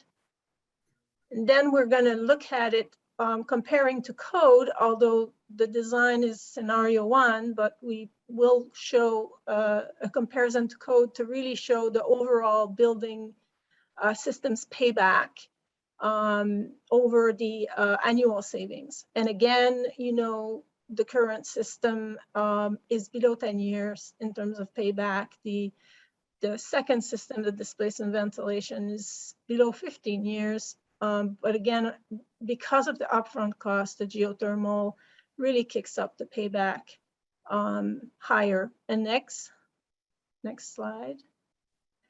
Yeah, and then we're going to talk about sort of over the 50-year life cycle, installation, replacement, maintenance. Obviously, the energy cost play in there, but also all of those other aspects needs to be considered in the end for the three systems. And I think it'd be great if Andy could give a little bit of an overview of the three systems and anything else, because a lot of the discussion is going to revolve around some of those numbers on Monday, but also about the systems themselves. Sure. The what's called scenario 1 is it's a very straight up VRF air source heat pump system. So and with ventilation provided by dedicated outdoor air systems. And so just so you can envision it, a typical classroom would have, ventilation ductwork coming from the rooftop DOAS unit with a VAV box tied to a CO2 sensor in the room to allow some opportunity to throttle back on ventilation if the classroom is not occupied. And then temperature control being provided by the VRF heat pump. And so each classroom would have a ducted VRF heat pump fan coil unit that would support it.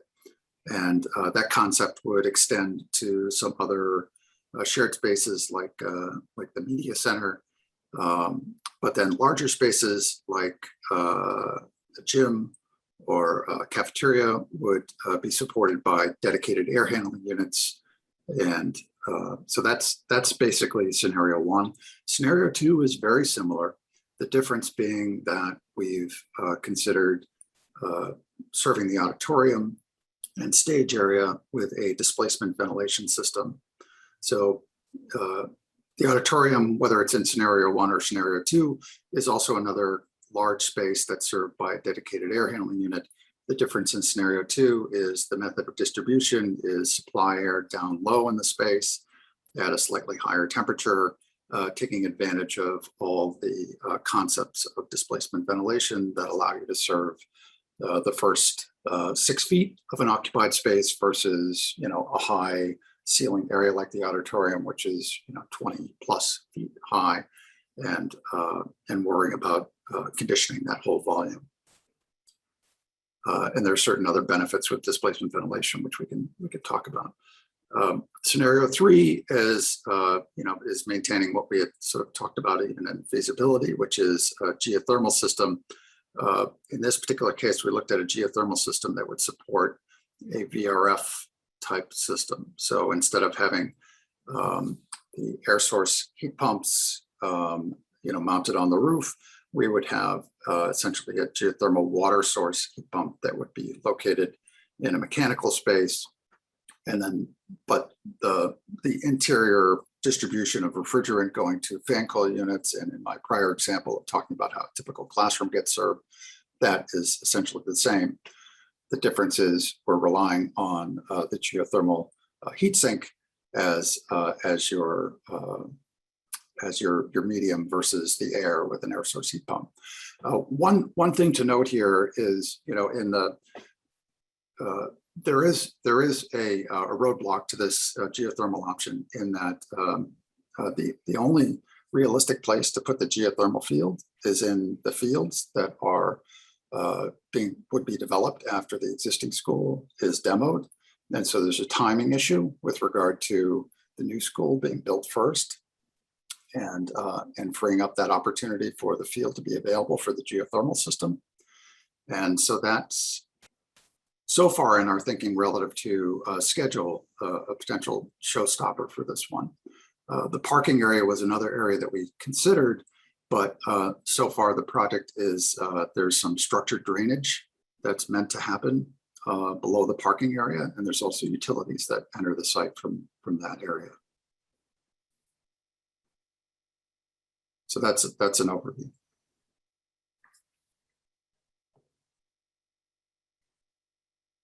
Great.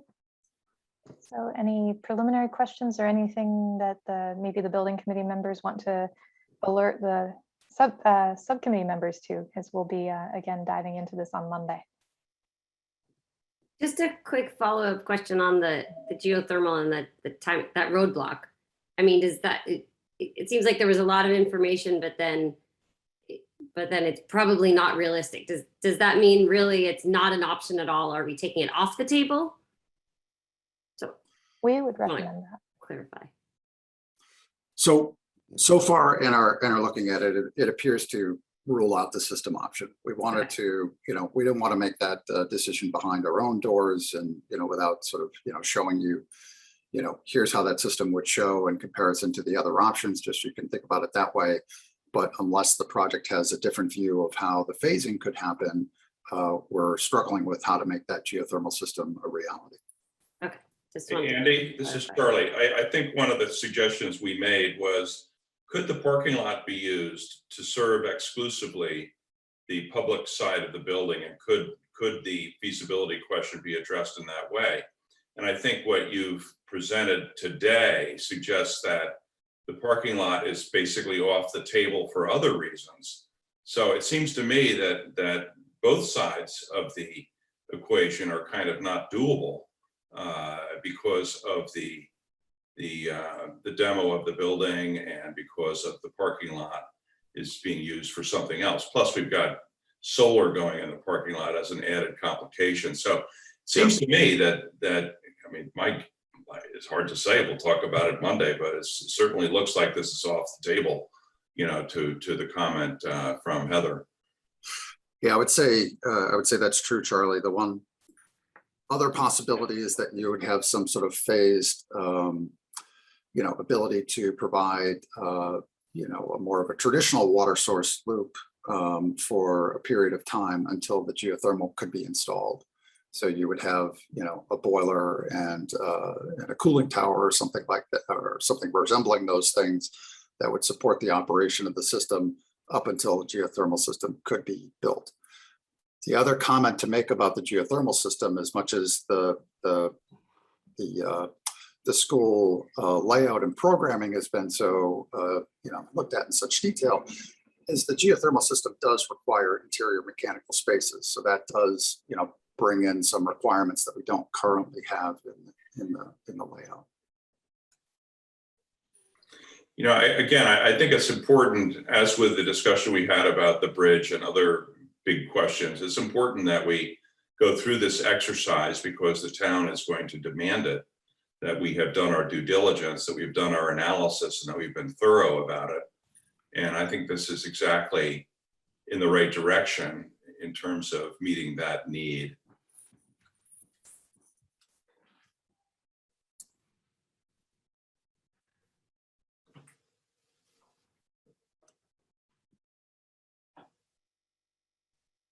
I guess I want to second that. There are a number of questions buzzing around in my brain, and I will try to make it to the Sustainability Committee meeting.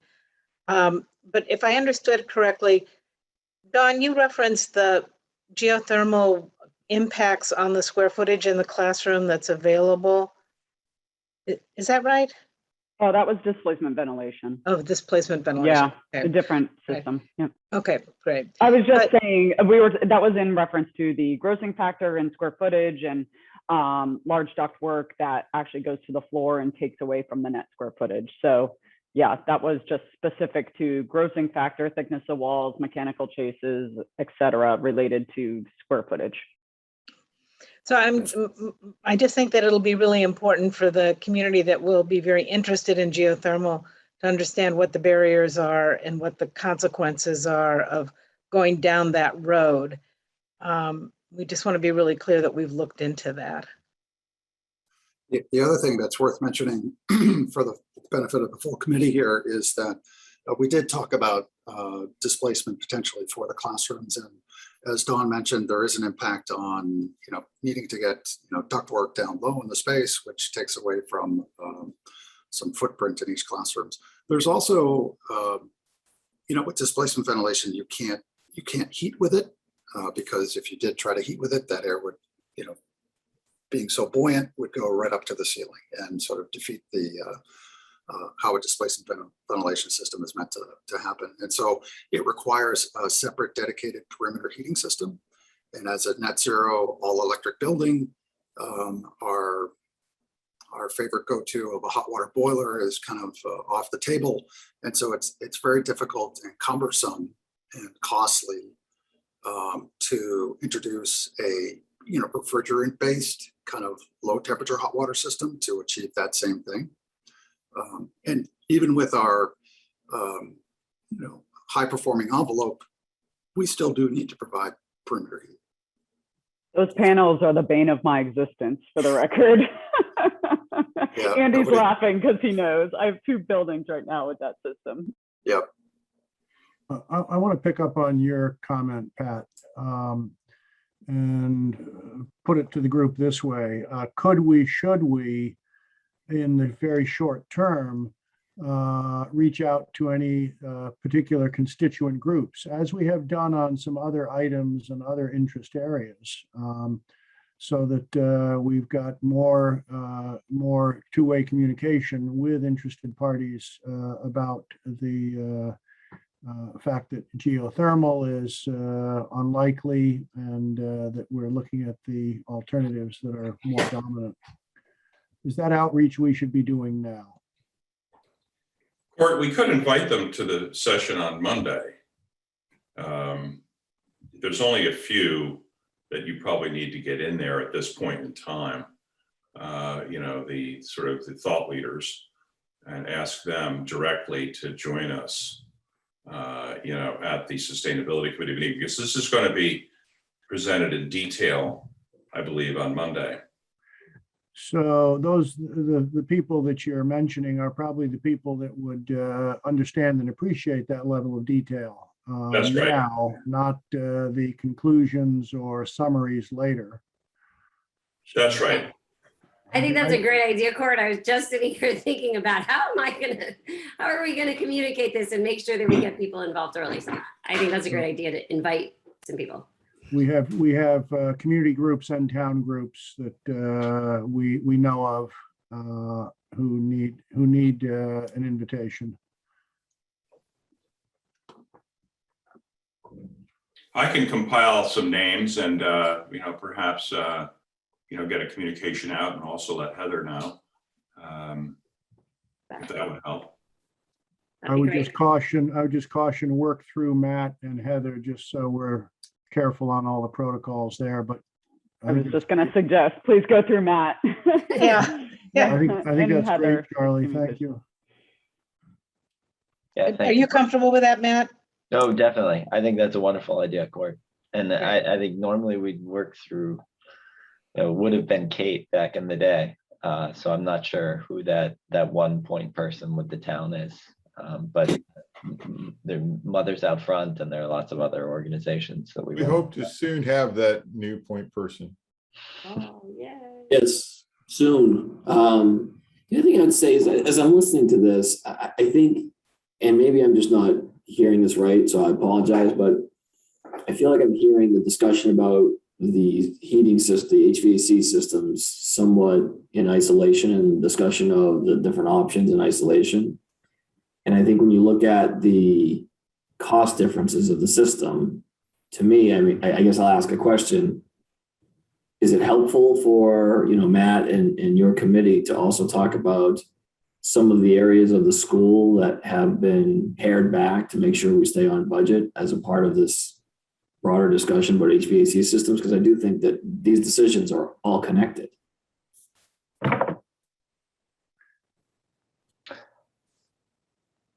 I think that those will all be issues that we dive into deeper on Monday. And I'm kind of looking at Kristen. But I think that there'll be further kind of review of the cost analysis and the LCCA that Kristen mentioned, and that if there are impacts that will affect sizing and additional space requirements, that we will have to account for those, and those will offset some of the benefits that these spreadsheets might otherwise indicate. Well, Matt, the spreadsheet already indicates a $3 million incremental cost. That's not in the budget. Right. So maybe that's what Mr. Crane is referring to. That would be part of the discussion, obviously, on Monday, right? So, and then the spaces would be on top of that. You know, the mechanical space would be on top of that. Right. That 3 million doesn't include additional need for space in the building. No. Right. Excuse my naivety, and if you said this, is that mostly related to the drilling of the wells? Andy? Yes, yeah, that's it's largely the wells, and then it's the pumping and hydronic system associated with the geothermal loop. Yeah. Of course. Do you know how many wells? Sometimes it's helpful in my experience to show it on a site plan. And maybe you've done that, but the sheer magnitude of the number required often is eye-opening. So Yeah, I think it was about 115 wells, and that's not carrying a safety factor of any kind. And Remind us how deep they go. 500 each. So each well or borehole really is 500 feet deep, and they're spaced 20 to 25 feet apart. So they're in a sort of a grid, and they.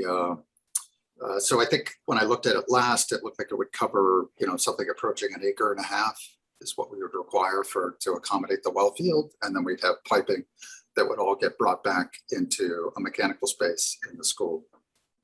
Yeah, I just think graphically, sometimes it's eye-opening to see that on a site plan and understand the magnitude and the depth of 500 feet. I mean, I knew the answer, but I think others would. No, that's helpful to me to even just hear that. Yeah, it's a lot. And I'm not saying it's not a great system. And I was actually going to suggest the same people that are identified and invited to Monday morning's meeting, maybe they're invited specifically to the select board meeting as well, as a way to brainstorm if that is desired and if there is a way of, alternative funding to be able to support that system that could be pursued if there's interest in that. So as a suggestion, if it's important to people in the town and there's an alternative way to fund that, then maybe that's food for thought. And I'm not the person with the answer to that. I'm just suggesting that if there are folks that are interested and feel strongly about it, then they certainly should participate in that conversation Monday morning and then Monday night. So I'll just make the point that I think that it's one of the biggest and most complicated tasks of this committee is to continually bear in mind when you want to do one thing, what the impact is on another thing. And we've got to make some decisions so that the architects can continue with design development, and that even if somebody, had the money to give us to do this, sounds to me like there are other confounding factors. So this committee kind of, and all the subcommittees need to constantly be bearing that in mind, that we've already made some compromises that impact the budget. So I just put that out to us to remember that we can't keep going down different paths at the expense of getting the full design done. Are you thinking of Kristen's three-legged stool, Pat? That was the visual when you said it. I guess I am. I guess I am tottering on that three-legged stool. Yeah, it's a good analogy. Just a quick one. This is Charlie. I wouldn't get too spun up on this issue. I think what the community is interested in, if my read is correct, is that we do a proper due diligence, that we achieve a low and responsible EUI, and that we do it with electricity and we don't add any carbon outside of that to the environment. And I think that the case that's been made here is just so tight that I don't think it needs to be, further elaborated on very much. I really think that we're 99% there with what has been already laid out. And I think that's, I just want to, do a shout out to Andy for the quality of that work. I think we're there. I mean, we really are. Absolutely, Charlie. And just to pick up on Stephen's kind of integratedness of all of it, I mean, what we've been pushing for from the beginning is good detailing on the enclosure. So the air barrier, good insulation, good windows. And when we have that good enclosure, the mechanical systems matter less. I agree with that 100%.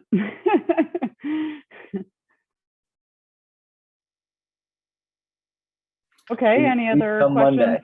Yeah. Really dig into it. 7:30 Monday morning. Yep. All right, any other questions on this topic, or shall we move on in the interest of time? Okay, I don't see any hands. Matt Johnson, I'm looking at you because I always miss your hand, but I don't see one. Well, I was going to chime in and say that I think there is another discussion that's going to happen in the sustainability, and that's about a framework for doing the site sustainability analysis. So a guest presentation. Correct. Thank you for that plug, Matt. Yep, we'll be talking about the Envision program with a community member with experience with that program. Great. Okay, if there's nothing else on this, shall we move on to schedule update? Ian, you prepared for that? I know you alluded to it earlier. Absolutely. Can everyone see the screen? Yes. Good. Yep. So just wanted to give you all an overall executive summary schedule update here. Something that we haven't done for several months now, purposefully, just because we wanted to get a little further along with the design process. We wanted to understand the direction that the building massing was going in, and facade, and you know, different materials and that sort of thing, so that we could have a better understanding of what we're looking at for construction purposes. So just kind of running through this, we've got this split into two phases now. We've got a phase one, which is the new school design and construction, and we got a phase two, the Sanborn demo and new fields, which we wanted to add. We hadn't shown that before. Just wanted to run this through to completion. So we've been making really good, you know, going back up to phase one here, new school design and construction. We've been making really good progress with the design. We've been making, staying on schedule. You know, essentially we've got on October 7th, we're gonna ask the architect to put pencils down. We're done with schematic design. We're moving on to estimating. And we're just, you know, validating cost at that point. There's a lot of good decisions that have been made to date, and a lot of great discussions on what this building is going to look like. And I think all that due diligence is going to come to fruition here in the near future. So then we get into the town process, like we talked about earlier today, with just some placeholders here for town meeting and town election. And really after that, it's off to the races with the design. So you'll issue a notice to proceed to the architect for design development and construction documents. And we're estimating that to be about a 12-month duration. We did skinny that up from the last time that you've seen a schedule to try and pick up some time, just by pushing the town process back a little bit. We're trying to pick up some time there. Added a pre-qualification process that we hadn't previously shown to the mix here with the bid and award. So there's an estimated 6 months duration there, and the pre-qual process can kind of start as the design is wrapping up, and then once you have 100% documents, you know, you go out to bid and award. I talked about escalation earlier and what we're carrying here for April bid. So quarter two at 9% escalation. Again, having more information about what the building is looking like in the current schematic design, we were able to take a harder look at construction duration. We added some time as a result of that. So I think the previous construction schedule was around 21 months. We've elongated that out to 24 months. And so that's construction punch list and move in. So basically from the day that the contractor mobilizes to the site to the day the doors open is around 24 months, which has a projected school opening of mid-April 2025. The previous schedule had January 2025 opening. So there was some thought put into that. And then phase two, just running this out beyond school opening. And again, we need to get everybody into the new school before we can demo the existing Sanborn and develop the fields. So starting that on mid-April 2025, that allows for a 5-month demo and new field construction duration with the fields being substantially complete in September of 2025. That means all the construction is complete. Punch list would happen thereafter, closeout would happen thereafter, and you know, try to wrap up by the end of 2025. But you're really not going to have the benefit of using the fields right away, just because you need to allow the grass to establish. Do growing seasons, so you'd have grass growing, you know, fall 2025, and then also spring, summer as well in 2026. And then, you know, we're showing the fields being ready for use in September 2026 timeframe, as the grass is established and kind of ready for people to start playing on it. So, any questions?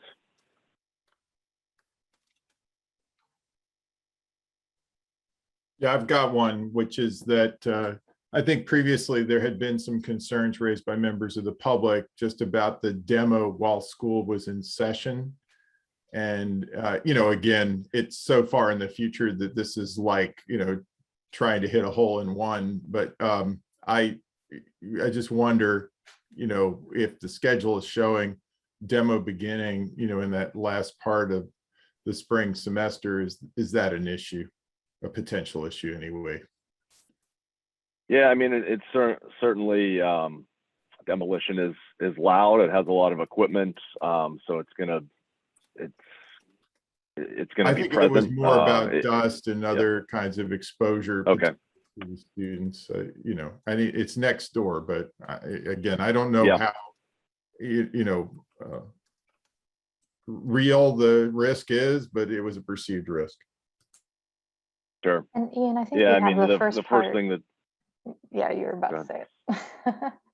I was going to say, the first thing you do before you demo a building is you remediate it. So you take out all the hazardous materials and asbestos containing materials, that sort of thing. And so you get rid of all of that risk before you demolish the structure, and that would be done quietly and not impact any of the school operations in any way. And then once the building is remediated and you have the all clear, then you start the demolition process. And you know, any demo project, there's always dust concerns, but you keep a hose on it throughout demolition and keep the dust down. And it's you know, it's really not impactful to the general public. In my last district, the new building was 8 feet from the old building. And once they did all the remediation, it was one of the highlights of the year. You would have thought the new building was the highlight, but for the kids, it might've been watching the old building go down, which they did very proximate. Yep. Yep.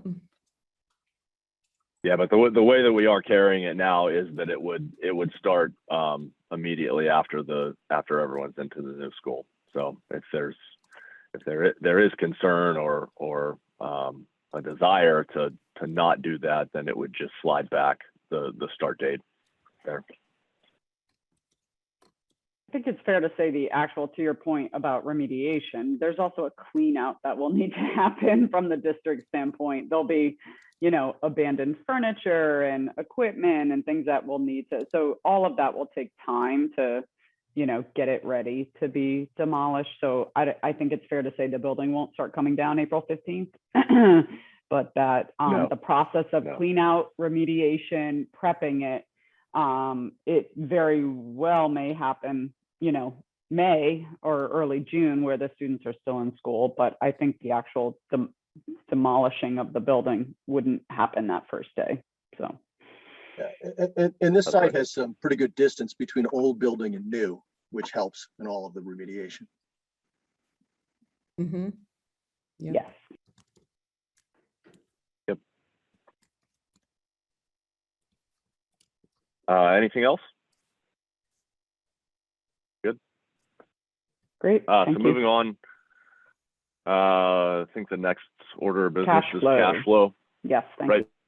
So this is the cash flow. I presented this at the finance subcommittee. Nothing has changed since that time frame. This is for August 2021. So I'm just showing here an expenditure of SMMA for 69,318, which brings the total expenditures to shade over 900,000 to date of the almost 1.2 million. And then this is the graph as well that goes along with it.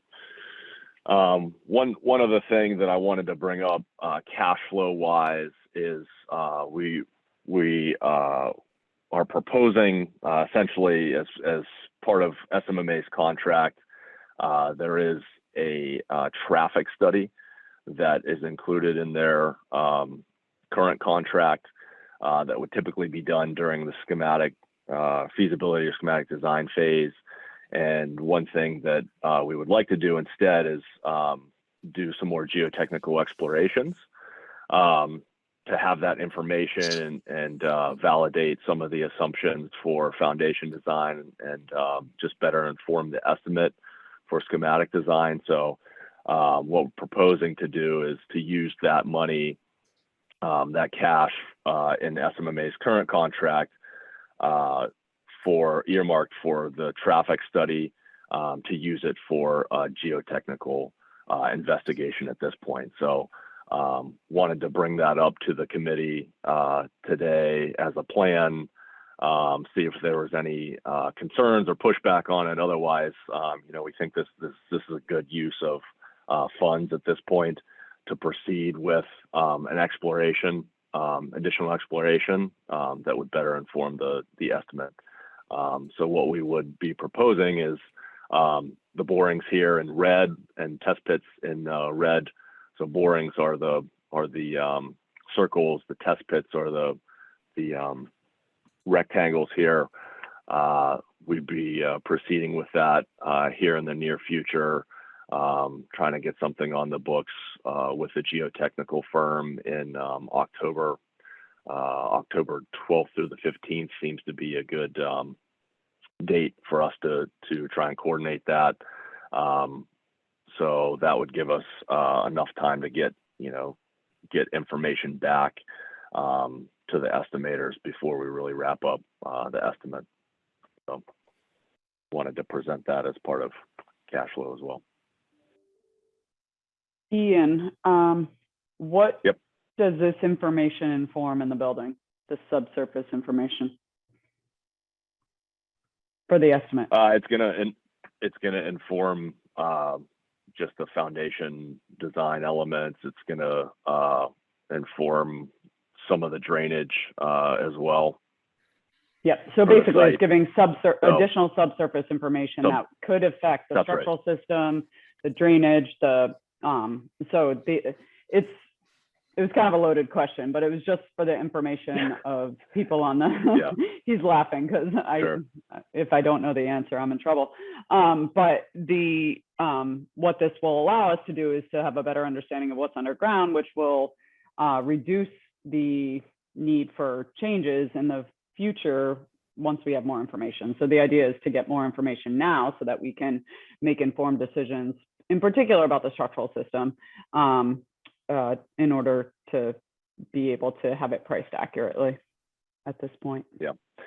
Yeah, I mean, this type of investigation needs to happen during the design. It's just a matter of when. So instead of doing it next year, doing it at a later date, we thought it would be best to use that money to do it now at an earlier time and have more information on the subsurface investigation.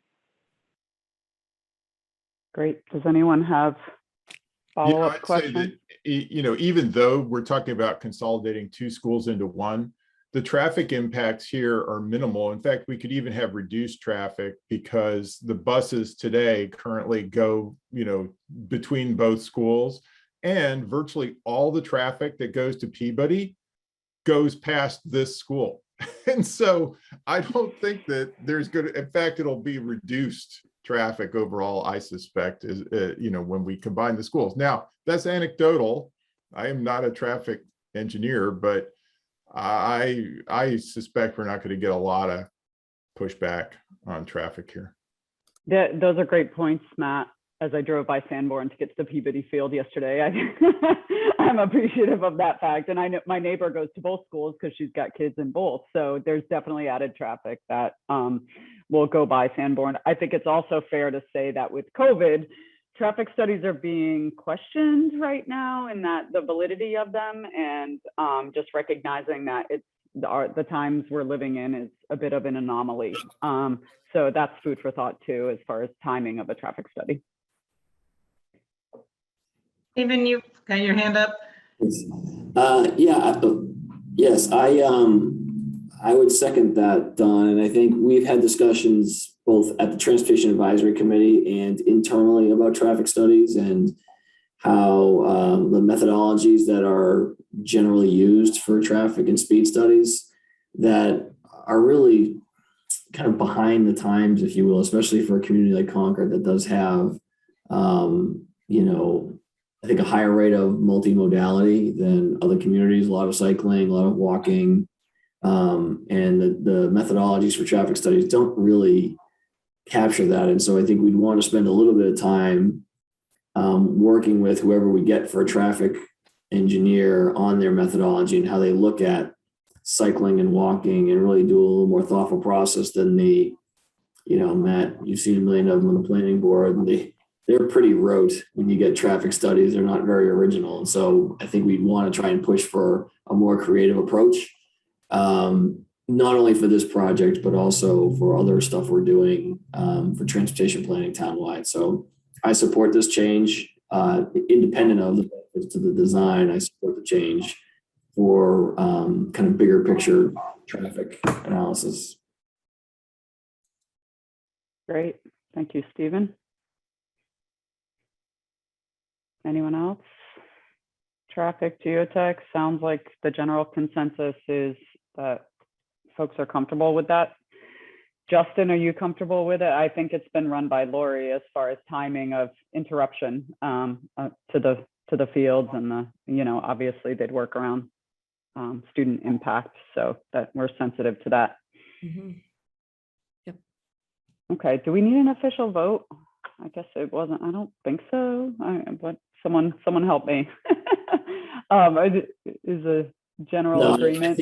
I think consensus is good enough on this. Yeah, okay. All right, so I don't hear anyone kicking and screaming, so I'm gonna assume general consensus on this one. All right, great, thank you, professionals, for thinking about that and offering that swap. I think it makes sense, so great. All right. Where are we? We're schedule, cash flow. I guess we're into new business. I'm gonna ask if anyone has new business. Dawn, I think to put the last conversation to bed, how much money are we moving from traffic to geotech analysis? It'll surely come up later. Can we put a number on it? Or I'm gonna look at not to exceed. It's around 22,000. Thank you very much. I was gonna guess 20. I'm not bad. My traffic studies are usually 20. Okay, so 20,000, and at 22, and it's a 1-for-1 swap. There's no additive cost. The geotech is in and about the same. It's about the same. It's, I think, $900 difference, but we would just do it as a not to exceed value. So okay. All right, folks comfortable with that? All right, good question, Court. Thank you. All right, new business. Anyone? I have a question, and if you covered it earlier, I'm sorry, Heather, I had some distractions before my kids got on the bus, but the community meeting you're trying to pull together next week, I think there was some feedback that it might be nice for the community to have feedback on the building before it goes to estimating, and you're trying to pull something together. Yeah, we can mention that. It hasn't been 100% confirmed yet, so I didn't want to announce it yet, but let's, why don't we say here, we are trying to put together a public forum for next week.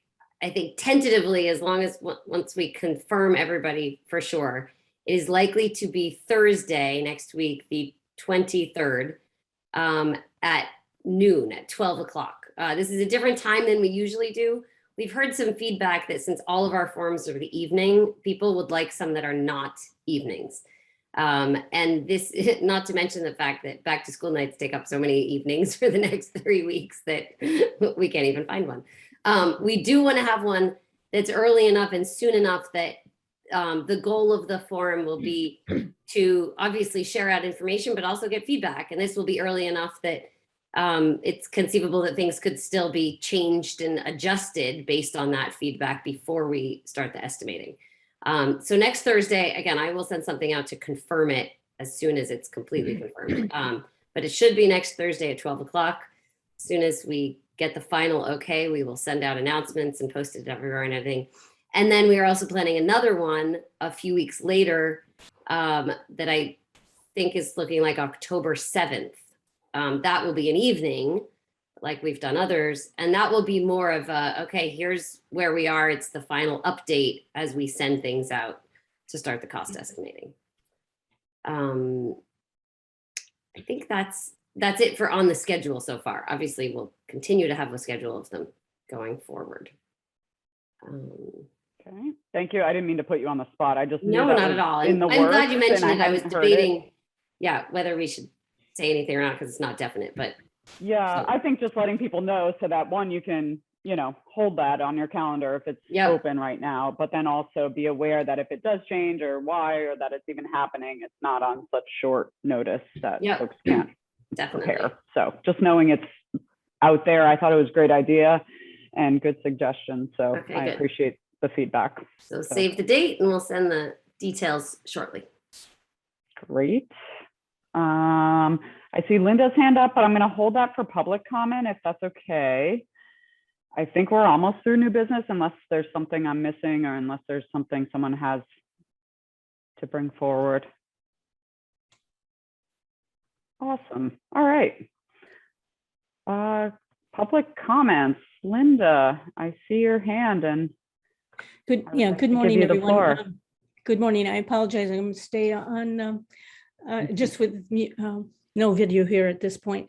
Okay. At an earlier select board meeting, the town clerk raised a number of issues and planning timelines that she needs regarding the special town meeting and the special town election. So be sure to get her input on this sooner rather than later.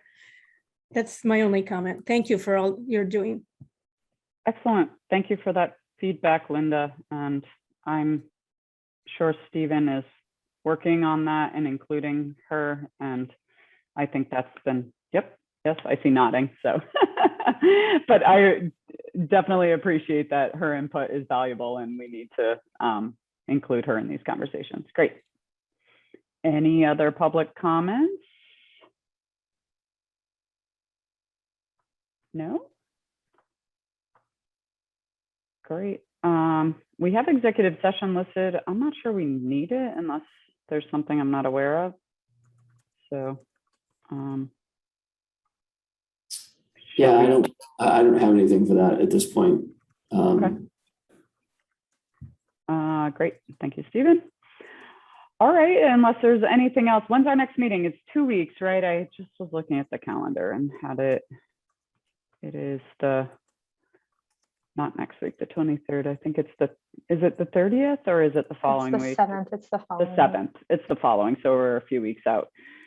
So mark your calendars, the 7th. We have a placeholder in there. All right, great. With that, I'll look for any motions to adjourn. Motion to adjourn. Thank you. Second. And a couple people wanting to second it. Excellent. Motion and second. Any discussion? All right, hearing none. Let me get to my list here. Stephen Crane. Yes. Jared. Yes. Thank you, Jared. Matt Johnson. Yep. Lori. Yes. Justin. Yes. Justin, you made it through the whole meeting. I'm so happy. John Harris. Yes. That must mean you're in a rhythm, Justin. You guys are in the groove now. Russ Hughes. Yes. Peter Pachalis. Yes. Alexa Anderson. You bet. Court Booth. Yes. Heather Bout. Yes. Frank Cannon. Did Frank, oh, I see him. Frank, yes, I see him mouthing yes. Chris Popoff. Was Chris, did he have to leave? He had to get off. Yeah, he, Dean is there, but he's And not. Okay, Charlie Parker Yes. and Matt Root had to leave as well. Pat Nelson. Yes. And I'm a yes. Great. Thank you all so much for your time and efforts and all the great work. So Thanks, hope everyone- Don. Thanks, everyone. Yeah, hope everyone has a great day. Thank you. Thank you.